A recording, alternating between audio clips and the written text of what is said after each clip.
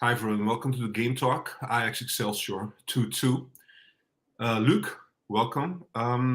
Listen, let me just ask you straight off the bat. We won 20 last week, and we're looking at the fixtures. We're looking at the games we have to play still, the last 4 games. And I think not only me, but maybe a lot of people were thinking like, there cannot be an easier set of fixtures than what Ajax has. And we play Excelsior, the first game of the last 4 games that we still have, and we couldn't win the game today. How do you see that game, and why didn't we win, in your view? The writing's been on the wall for months. Manager is incompetent. Players aren't good enough. Also, everything happening upstairs and around the team and around everything, it's not a settled environment. Hence why, so it's a bunch of everything, isn't it? But for me, there's no urgency in the team. There's nothing. There's no desire to want to win. There's no desire to do anything. The only player that actually I saw get the ball and try to do things is Mika Götze. Okay, he started the game off very shaky, giving the ball away loads of times. But when he started running with the ball, he was trying to actively do something. Especially that run into the box where he could have squared it potentially, but he went for a shot. That's the kind of dynamism we need in the team, and we don't get it. We don't get it for anyone else. And, I would say Taylor also contributed today a lot. Yeah, I guess so. But I think with Taylor, it's like, okay, if you're a 10 and you're playing with someone like Bobby, the formation is all over the place. I can never actually know what the formation is during the game. There's so many things. People move around so much. Bergwijn decides to go in the middle, decides to go into his own box and foul someone. So I'm like, okay, whatever, different thing. But with Taylor, okay, he got the ball and he was driving, but he needs to work on the fundamentals first. For me, being able to receive the ball, being able to play. There is no confidence in the team. They don't look like they want to take risks. They don't look like they want to play forward. It's all very negative, all very sideways. Okay. And okay, Taylor could be the other one because he did drive with the ball and tried to make things happen, especially towards the end when he hit the bar. But no one else wanted to do anything. Bobby, not fair because he went off a little bit early, so he looked like he didn't look comfortable from the start anyway. So I don't know if he was still injured and they just tried to play him and that. But mate, everything is wrong with this team. Every single thing. Still, I'm confused, Luke, because we were 1-0. In halftime against Twente, we were losing. He switches to 4-3-3. We were able to turn it around to 2-1. We win. Now we're playing 4-3-3, more or less the same players, and we're playing Excelsior. I'm not gonna say Excelsior is rubbish. I respect every club we play against, but it's Excelsior, man. We're playing at home. Seriously. They're fighting off relegation. They're battling relegation right now. How is this possible? Because even we'll come to the penalty moment in a bit, whether it's a penalty in your view, yes or no, from Bergwijn. But up to that point, even, Excelsior had patches of play which were much better than what we showed today. How is that possible? I've said it a few times in our streams. Teams are going to want to play us. Teams are going to want to play us because we're vulnerable and we're very fragile. The games we played in the last few weeks, other than Twente, teams were pressing us really, really, really hard. Look at the go-ahead game. They were on us like anyone's business, and they knew that if they pressed, would make mistakes. And ultimately we did. But it also comes down to an understanding of just football. Okay, so last minutes, maybe like 5 minutes, 85 minutes or so, we were 2-1 down. Okay, we're losing. So Tyler receives the ball, can drive forward, turns back round again. Like there's no urgency in the team. There's no understanding. We need to go forward. We need to do this. We need to do that. And it makes you wonder what the technical staff and the coaching staff are actually doing at training. To be honest. All right. Take us to the moment. So we score a goal, which was a nice goal, to be honest. Rensch made a goal from a pass from Taylor. So it looks, even though we were not the better side, we were not playing the best football compared to Excelsior, we still came ahead 1-0, etc. And then that moment with Bergwijn. Now, it's all about interpretation, right? It's an interpretation whether you see the player of Excelsior having 100% scoring chance from that moment. If Bergwijn doesn't foul him, because we can accept the fact that it's a foul, right? In your view? So it's a foul. The thing we have to question, though, is whether the player of Excelsior has a 100% scoring chance. If that's the case, if that's the assessment of the referee, it's a red card. Those are the rules. Those are the rules, absolutely. And if those are the rules, then it's a red. But for me,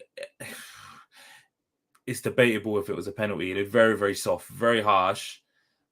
He's come around on the inside of him as opposed to the outside, and then it's just a hand on the shoulder. As soon as you feel that shoulder, you're gonna go down, aren't you? As soon as you feel someone's arm, you're gonna go down because you're on the wrong side of the player. And ultimately they have to follow the rules. And if the rules are that if you make a professional foul, it wasn't even guaranteed to be a goal. No one will know. You can't say it's guaranteed to be a goal or not, but he would have been in a goal scoring position. So I guess that's the way they're looking at it, as opposed to would he have scored, yes or no. Those are the rules. You're not 100% on the fact whether it's a foul, yes or no, even. No. All right. So they score, and then we become a little bit more stressful, and then we go into halftime. Second half, we come out not looking much better, to be honest, and then they score another goal. At that time, were you thinking like, okay, we can still come back, or were you thinking like, okay, I don't see it happening anymore? What were you thinking? No, Excelsior are going to get another goal easy, and the reason is we struggle to keep the ball with 11 men, with 10 men. It's even worse, right? It's even worse because if it was a winger, a wide player, Bergwijn gets sent off. You then have to put another player out wide. You then lose a player in the middle, or you move a player from the defense. You move him out wide. You then lose a player in defense. So you're going to lose a player for somewhere. So where we already struggle in retaining possession or sustainable possession, where you're putting pressure on and you're actually, breaking the lines, we struggle to do that, and then without one player less, we're going to struggle to do that even more so. So, I absolutely thought that Excelsior were going to come out because they got nothing to lose, have they? Really, during the game, it's 1-0, and then they scored their penalty, and then they think it's half time. Let's get out, refresh, and let's go out there and give it to them. And then ultimately, they've just put the ball into the box. And Wrench, doesn't even look behind him. I don't know when the last time it was that he scanned, because I didn't see him scan when the ball went in the box to check who's behind him. He just jumps. Surely when the ball's out wide, you're gonna have a look behind you just to see if anyone's behind you before you try to jump for the ball. But he hasn't looked. So and the thing is with Wrench, is he played very well attacking, but you saw his flaws defensively, which is always a debate with him, isn't it? It's like, oh, okay, is he good going forward? Worse defensively, but and it's quite disappointing because recently, when he's played in that 3-back system, but the 3-back or the 5-back, he played very well as a third centre back. As soon as he gets played to right back, it's like struggle defensively, and it's like there are talks. Just a side question. There are talks about probably giving him an extension as a player. If it was up to you, would you give Wrench an extension, a contract extension? Would you want to keep him for the coming years, 1-2 years extra? He's still very young, age-wise. I would, because he's an academy player. He knows Ajax. He knows the way we want to play. I'd hope so anyway. And I feel like he has some kind of value. We have other priorities. Exactly. Yeah. As long as if we were to get a better right back, then great. He can be a rotational player, or he can be back up on the left, and that's the thing though is the versatility. He can go centre back, right back, left back, even put him as a 6 if you really needed to. Yeah. Right. And that can be valuable these days. Hasso could play centre, could play on the left. Wrench could do all 3 of them. So we need that versatility to cover ourselves with injuries at the moment, specifically anyway, and maybe going forward where we can prioritize other signings and other positions. Yeah. Look, Wrench was also instrumental when we scored the second goal. Take us there. I thought the run that he made was obviously surprised me, because he had this urgency to get into the box and drive with the ball. But why? Where was that urgency for the last 85 minutes prior?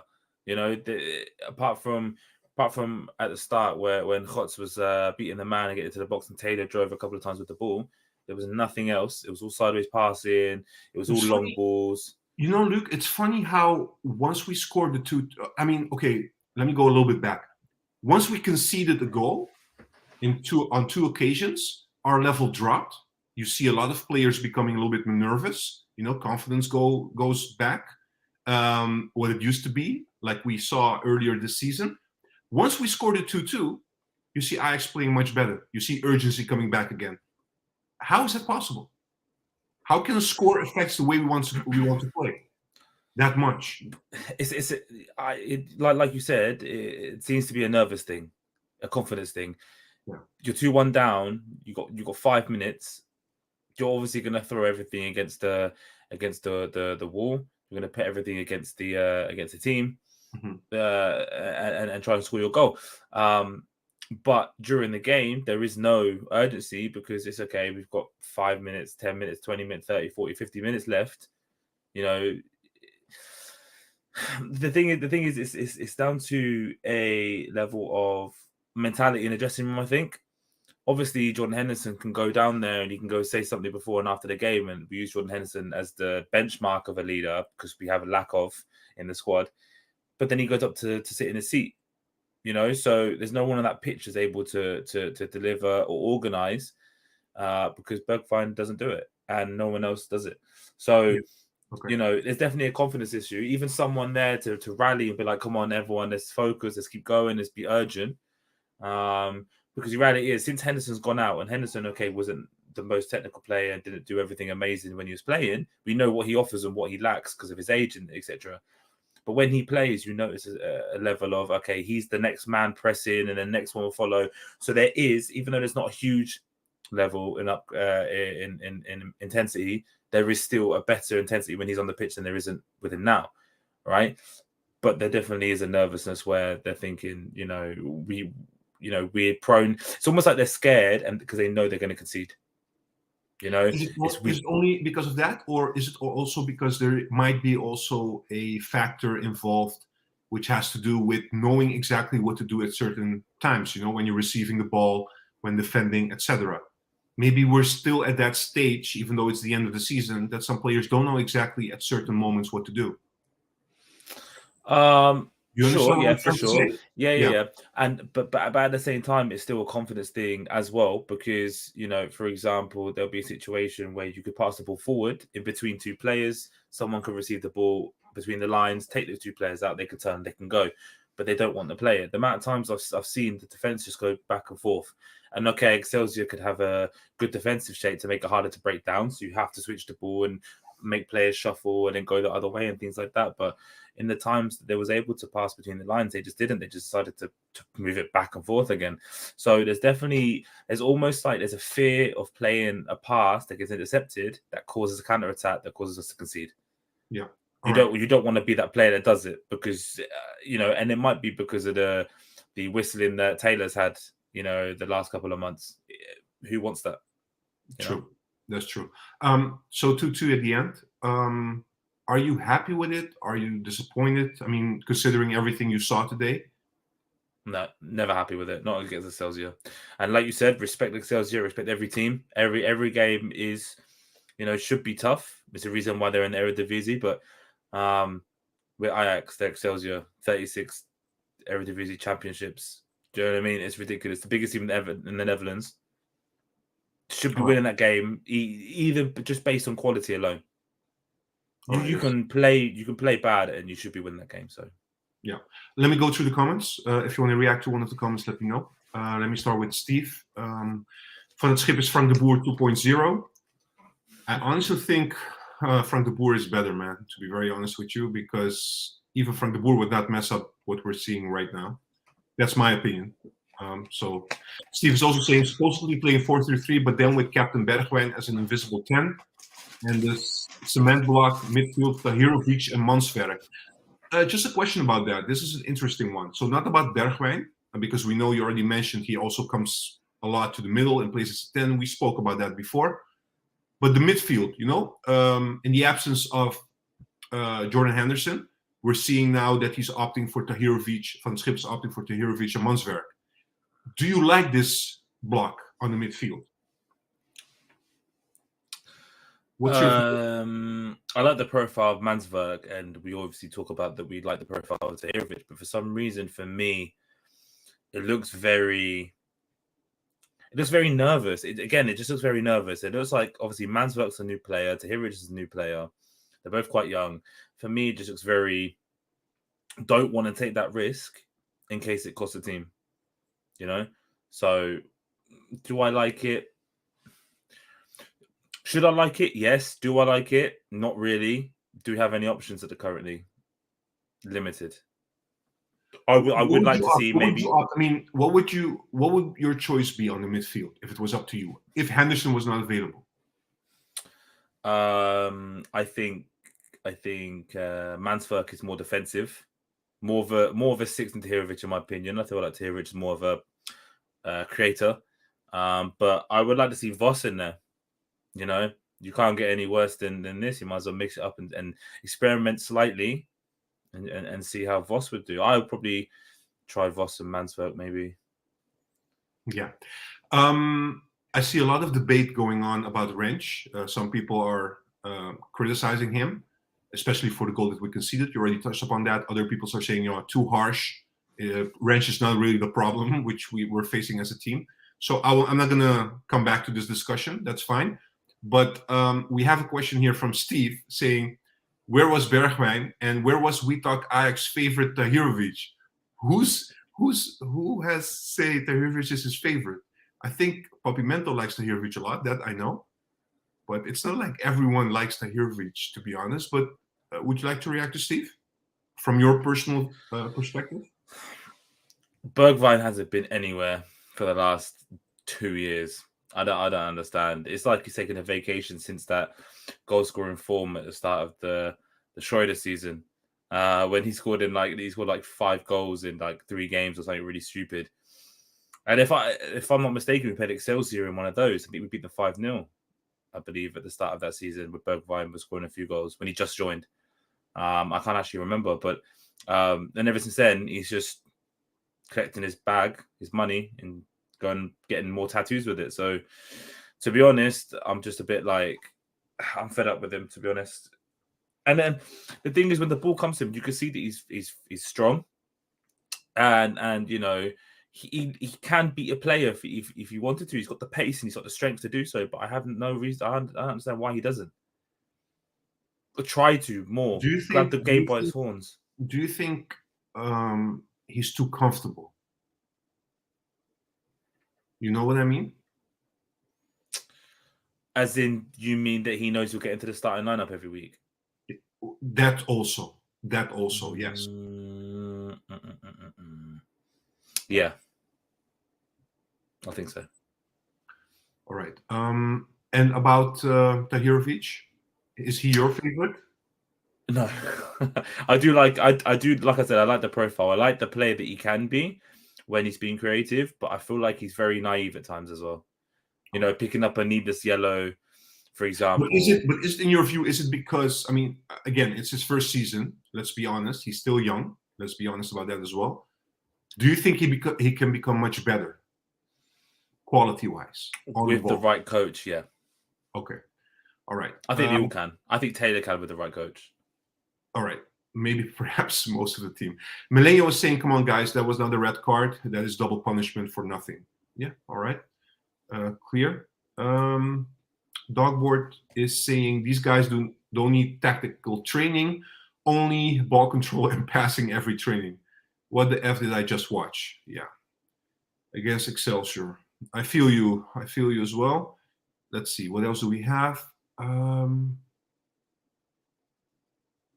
Yeah, a lot of people saying from Prague out.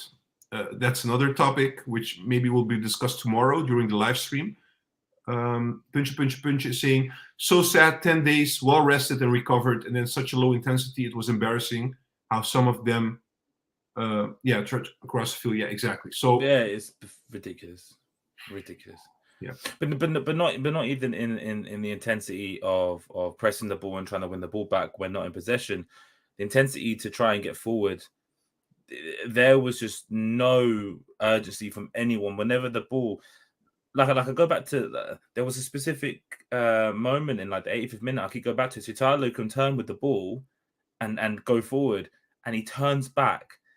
And I'm just like, and you can even see Rents telling him, like, go forward, move the ball, and all the fans start whistling. And it's like, where is it? That's 5 minutes for the end. And it's like, and it's like there's nothing throughout the whole game. There was always just passing sideways. It would go, okay, so I mean, I saw Hato do a few when he was driving down the wing trying to play the ball, but it will go from mostly it was from Hato, and then it will go to Kaplan, and it will go to Sutalo, and then go to Wrench, and it'll go to Mansfield, back to Wrench, back to Sutalo, and then back to Rulli, and then straight forward, just a big long pass, and that's it. We lose possession. All right. Dogboard is saying Luke Skywalker, preach. I like That's Star a Wars. nice name, by the way. We didn't come up with that one. Steven is saying Luke, Xavi, baby, Xavi. So talking about that, people know right now, I mean, people that are following us, they know that you came up with Xavi as a potential, if it was achievable, of course. But now there's news that he might stay at Barcelona. And also now it might be that Potter is coming to Ajax. Tomorrow, again, probably in the live stream, we'll talk more about that as well. But it seems like serious stuff that Potter will become the coach of Ajax if everything goes right. Just a brief, comment from your side on Potter.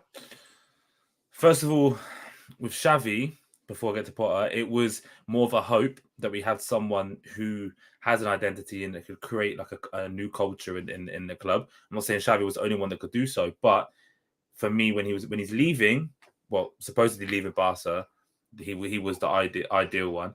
Potter, at this point, with the manager we have now, I would take Potter's like barber. Honestly, I genuinely mean it. The person who cuts Potter's hair, I would take him as manager because at this point, I am crying out for someone just to come in and teach some football to these players. Just you got a 17-year-old prodigy at the back in Hato just being wasted, but not wasted in his position, but wasted with the knowledge that they've given him. Like I wonder what they're teaching him. Hindsight is a beautiful thing. It's very easy to look back, right? But do you think at a certain moment, maybe a few weeks ago or maybe 2 months ago, even though we have a problem also on management side and who's doing what, I mean, this all has to be figured out as well. But do you think also that maybe we accepted mediocrity as well by letting Van het Schip just stay as a coach until the end of the season? I know it's very hard to say this, but I mean, it's been downhill ever since we started the second half of the season. Let's be honest. I understand that, but the difficult thing is okay, Potter's been available for a while. I understand that, but who else is available that's realistic? Do you know what I mean? So at the time, you can say, Van Schip, thanks for coming. We're only here till December, or you're here till January. Okay, and then bye. Do you know what I mean? So I think there's a sense of respect to him as well. But also at the same time, I think there still is a lack of managers to an extent that would leave halfway through a season anyway. The only one that I can think of whose season finished around Christmas would have been Knudsen, but everyone else is just there's no reality there to just grab someone halfway through a season and that's it. Do you know what I mean? Unless it was a super job. So true. Rob L is saying, "Hey people, hey mensen." Hey Rob, I hope you didn't. I hope you're not too disappointed about the 2-2. Actually, everybody's disappointed. But anyways, Millennial is saying, what is wrong with Mika Gots? He was short breath even when the second half started. I think it's because he came from an injury. He had a very long injury, and he's just starting to get match rhythm again. And I think there's a big difference between playing second team, with the young Ajax squad, and playing with the first squad. So I would say he's getting used to the intensity, but there isn't any from the team. He's the only one that's showing intensity. So it might just be because he's getting the ball and trying to do so much for the team, he's just getting tired quicker. But also he's young. And like you said, there's a big difference, isn't there, between the two teams, between the young and the base team. So, and also maybe it's the Bobby thing. Maybe he needs to really put the work in the gym build his endurance, and then we'll see even better side. But fair play to him, he stayed out as long as possible, and even before he came off, he was still getting the ball and trying to run with it. So it's something he can work on. Robbie did, he can, no problem. Mark Wesseling is saying it's going to be playoffs for us. So right now, I think if we're between the 6th position and everything below that, a couple of places below that, that's playoffs. Do you feel like, okay, after this, we have 3 games to go. We drew, so basically NEC and Utrecht can come closer. So it's going to be neck and neck, as they say in Dutch. So it's going to be very close till the very end. How do you feel about those remaining games? I mean, it's very hard to predict Ajax at the moment, but do you feel we can hold on to that spot, or it's just 50-50 for you? 50-50. You just don't know what happens. Before the game, when I saw the lineup, I would have said, it's a win today. Yeah. Because 4-3-3, supposedly on paper, you're like, come on, it just makes sense. It's like, but clearly wasn't. And that's football, isn't it? So I'm not confident. I'm torn. I'm like, I want to be optimistic. Could be like, yeah, we can hold on to it, but this team always make me regret my words and things like that. So we'll have to wait and see. I'm 50-50. All right. A couple of comments, people echoing basically what you said earlier. Stephen is saying formation and shape terrible. Corentin is saying, what a great showcase again of Dutch refereeing, and we were terrible again. It's so plain, just pure blank, no game plan, no tactics, no mindset. We're almost done with this season. Stephen is saying vertical play non-existent. Dogboard is saying no passion, winning mentality, no electricity or so whatsoever. And I'm not going to repeat the last part, but okay. That's his opinion, right? Stephen is also saying zero press. And going further. Let's see.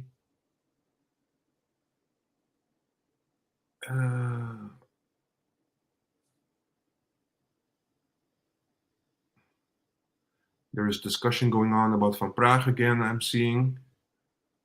Yeah, so this is an interesting one. Danny is saying Vos should play for the rest of the season for me. The way they started the match again is the manager's fault. It's interesting, though, because we just talked about Tahirovic and Mansverk on the midfield. And I know Vos is very green still as a player, but why not? Why not playing Vos? Absolutely. Or Van der Bomen even. I mean, why is Van der Bomen the bench player right now? Do you understand? I mean, from a tactical point of view, do you understand? I can understand to an extent if he wants to be more defensively secure, but I don't know what his obsession with being defensively secure is. I would rather soon see us win 4-3 and score goals and show that we can score goals, as opposed to hold on to a 1-0 lead because you have 5 at the back. It's boring for one, and I want to be entertained also, and I also want to win, but win well. Do you know what I mean? Like PSV can go out and win 4-3 and play amazing football right this season. I don't want to sit here and hold on a 1-0 win. I just see why not play him. If he wants defensive stability, I think Vos might even be better defensive than Tahirovic. So why not? Let's give it. You might as well give it a go. You got 3 games left. Yeah. One of the things also that I've seen a couple of times in recent weeks, also today again, and I was meaning to ask you this once, but I always forget, so I will ask you right now. A lot of times in the build-up play, you see the central defenders giving the ball to the midfielder, and the midfielder should look for a pass vertical, or try at least. Why don't the defenders do that? Why should the midfielders come and ask for the ball? Because then, if the midfielders go somewhere else, they become the players that can receive the ball as well. So you have more options for the players to give a pass. Do you understand that? Yeah. You understand what I mean, right? Yeah. So I believe the centre back should be able to play line breaking passes. So you have two midfielders of Excelsior here. You have one of us in between, one of our players in between, and a centre back should be able to play that pass between 2 players to one of our players to be able to turn and go. Absolutely, I fully agree. And there are times where we've done that, and I think I saw it a lot with Wrench when he played at the back, right? But Sutalo is just an absolute donkey. I don't even know what he even sees. Kaplan does it at times. Yeah, I know. Position of the centre mids, right? True, but do you think this is because of the players, or do you think this is tactically instructed by Van het Schip to keep some players at the back and don't go too much, up front? It's both. It's both for me. It's both. It's the position of the centre mids. Okay, so today on paper they played 4-3-3, 1-10 with 2 8s or 2 6s, whatever you pick. Yeah. Okay, but the problem is there's only one player higher up, right? And he always wants to drift wide. Taylor always wants to go wide and receive the ball. Exactly. So who's your vocal point in the middle? Okay, Bergwijn goes into the middle, fine, but he's not a midfielder. So how is he? He's going to have the brain of an attacker that he wants to be able to get, make these runs or something. So who's in the middle to receive the ball? Mansfield gets the ball. Tahirich gets the ball. Who do they pass forward to? They don't. They pass backwards. If we played with 2 8s and a 6, you could have the 6 go in, make a 3 with the centre backs to help circulate the ball. Or if he drops in, he allows one of the centre backs to come up with the ball and play a splitting pass between the lines. Could find one of the centre mids, one of the 8s is a bit higher up. And then because the way you just described it as well, this is why we're so dependable on Brobbey. Because it's an out ball. We can't play forwards. The next one is, okay, let's go to Rulli. We'll play forward. Yeah, but he's or also Ramai go forward. But he's also the only one available. Forward, absolutely. Forward, exactly. And because he holds it, yeah. Exactly. But all right. Sorry, one more. The thing is Kaplan did that as well. When he was, I know that I've read some of the comments and they're talking about Kaplan's dropping form, but right at the start, he was getting the ball and he was playing these passes through. And then suddenly out of nowhere, it's just, where's the confidence from anywhere? Yeah. Sahbi in the chat as well. Big up to Sahbi. Van het Schip, I think this is a post-match comment from Van het Schip, I would assume. We should not forget which position we left in the table. It has been quite a big climb to get to this spot. And Sahbi is adding shameless to state this. Do you agree with Sahbi? Can you get that up again? Sorry, he said, let me go back. So basically what Van het Schip is saying is when he took over, it was 18th spot, right? 18th position. Now we're 5th. Let's not forget where we're coming from. No, we should never have been in that position in the first place anyway. And you can't say, oh, we've done great to come from 18th. Should never have been in 18th anyway. And to get us back up the table when it happened was great at the time. Then what? Yeah. Sahbi is also saying Brobbey has a hamstring injury. Didn't he have a hamstring injury? But wasn't this the injury that he had already? Yeah, I don't know. He didn't look fit. When he started, he didn't look right. Man, seriously. Our medical team as well sometimes. But what I don't understand as well is let the boy rest. You have 2 other strikers. You have Akpom and Rykov, and you still don't want to play. You still play Rykov only for 10 minutes. You have 2 other strikers. Use them. You bought Rykov and you don't even play him. You play him for 10 minutes. All right. Come on, bro, man. Yeah. Milenio saying, Juan, let's talk about Rulli for a minute. The guy's finished clown college or what? It's crazy though, right? Because we liked Rulli until we saw Ramai. And now everything going back from Ramai to Rulli, you see the difference in my view. Yeah, the thing is with Rulli is I saw him in Spain. He was awful. But you think that you kind of, in no disrespect to the Eredivisie, it's a weaker league than the La Liga, right? So you think that him playing in Spain, okay, he doesn't look great. He goes to the Eredivisie. You think, okay, it's going to be a walk in the park for him, right? Yeah, right. I mean, his shot stopping is fine. That's not a problem. But playing from the back, that's an issue. But he wasn't even the problem today. People were putting him in. People were putting him in. That back pass from Taylor. Well, in the first time. Well, yeah, but still, it's not the first time. I mean, we've seen a couple of games now since he took over. He has a lot of passes that are wrong. Absolutely. But people were putting him in positions where he's going to set him up to fail. Like that one was too short, for example, to him. So he can either do it on his own and make himself look bad, or people are making him look bad because they're stitching him up with passes. I've never thought he was an amazing keeper anyway from his time in Spain. So, Punch is saying, Juan, you do have a safe word, to be honest. Oh, probably that's my stopwatch, as they say. I thought it was always because I always say in my view. But thank you for that. It's to be honest. You say that a lot. To be honest. All right. We should have at the bottom a to be honest counter. Yeah, you guys should come up with a safe word of every member of WeTalk. That would be funny. All right. So let's say What else do we have? So Dogboard is asking about Potter. Dogboard, tomorrow we will talk a little bit more about Potter for sure in the live stream, in the weekly live stream. So stay tuned. There's another one. Can you just highlight another one from which one? Another one, just Dogbard. Yes. He's Dogbard. replying Sorry, I'm saying Dogboard the whole time. Okay, yeah. And it's about Southgate. Which one? Where? Okay, it's recent. It's on the recent. It's like 1, 2, 3, 4, 5. It's about six from the bottom, from the recent. Oh, wait. I'm so confused here. People are saying they meant Vos the coach. They didn't mean Vos the player. So confused, man. I'm skipping comments. That's why.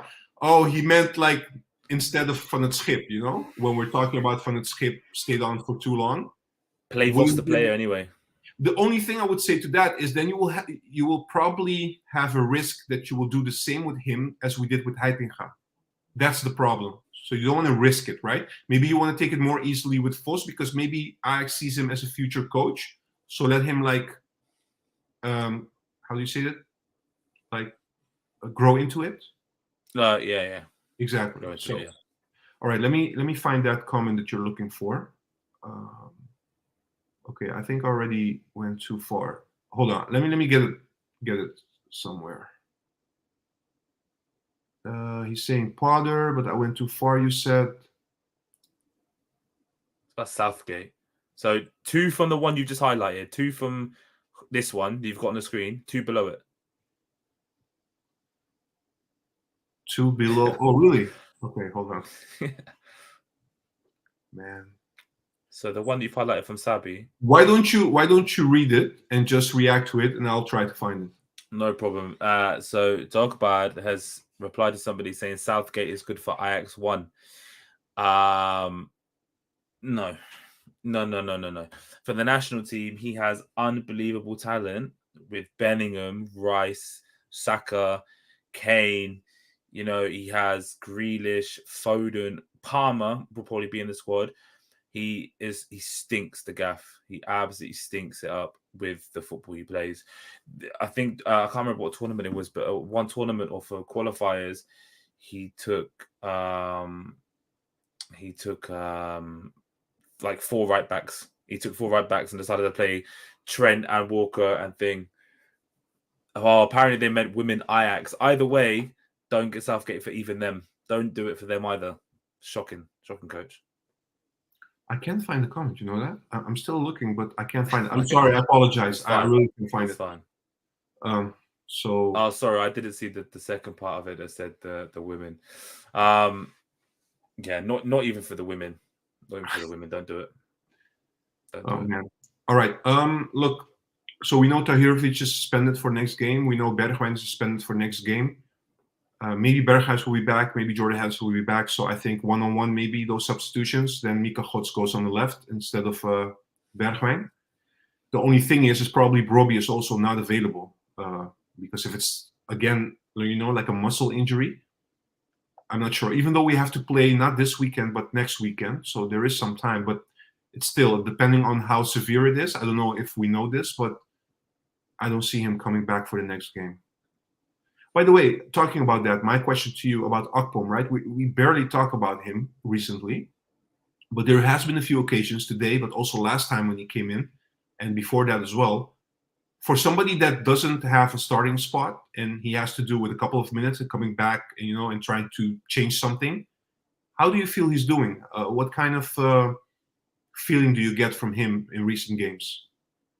Clumsy. Still, in your view?